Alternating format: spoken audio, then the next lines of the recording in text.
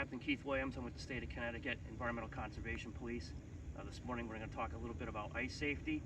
It is mid-January 2022, and we're getting into that period where we have a lot of cold weather.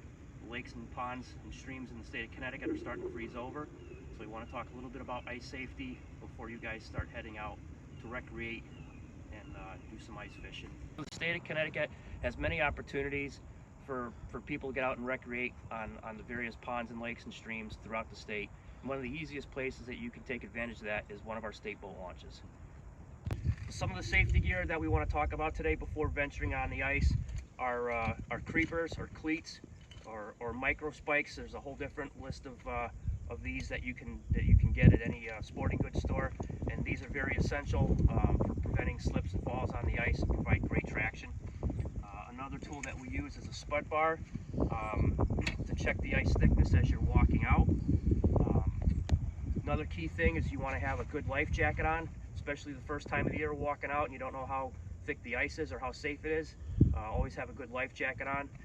You can see this is fitting over my jacket very well. A throw bag or some sort of rope to toss out that has some weight to it to get the rope out there in the case that you or your buddy fall in the water or you need to rescue somebody. A visible hat so people can see you if you do go into the water, because your head's pretty much going to be the only thing that you are going to see. And then a set of spikes that come apart and wrap around your neck. Always have them available. If you do go in the ice, you can use these to clamp on the ice and crawl out of the water if you need to. We've reached our destination. We're getting ready to go on the ice. As you can see, I have my safety gear on. I've got my micro spikes on my feet. I got my ice picks around my neck. I've got my life jacket on. I got all my safety gear ready to go. I have my spud bar with me, and what we want to do with the spud bar is slowly and methodically start walking out. As you can see, the ice here it doesn't look that safe. It's not smooth. We recently had a freeze, so it's only been a day or two since we've had ice on this body of water.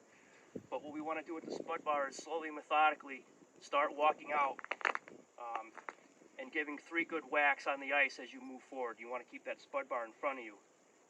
If the spud bar goes through on the first hit, you know the ice is probably not that safe. But if you get it going 3 or 4 times and slowly and methodically start working your way out, keeping that spud bar in front of you as you move.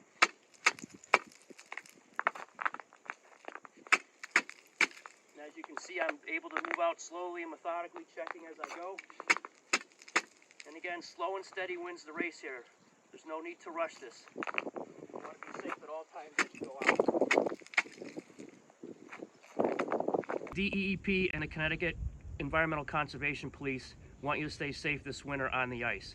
If you need any information as to where you're going, feel free to check in with your local bait and tackle shops, or you can also access the DEEP website for further information on ice safety and ice fishing and recreation.